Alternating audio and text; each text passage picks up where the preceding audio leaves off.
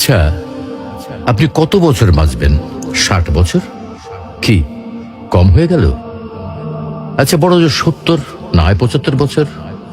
আর যদি খুব লাকি হন তাহলে 80 অথবা তার একটু বেশি। টিক টিক করে কিন্তু সেকেন্ড সময় চলে যাচ্ছে, আর টুক করে হাতে জমে থাকা সব সেকেন্ড শেষ হয়ে যাবে একদিন। একজন মানুষের কাছে যখন কয়েকশো কোটি টাকা থাকে তখন তাকে টাকার বিলাসিতা মানায়। যার কাছে কয়েকশো টাকা আছে তাকে কিন্তু টাকার বিলাসিতা মানায় না।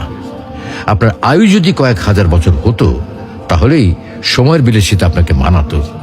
এত অল্প আয়ুতে মন খারাপ, কষ্ট, পচা ব্যাপার স্যাপার গুলোতে সময় নষ্ট সুযোগ কই? তার চেয়ে বরং ফ্যামিলিকে সময় দিন, ভালো বই পড়ুন, টুক করে বেরিয়ে আসুন চমৎকার কোনো জায়গা থেকে।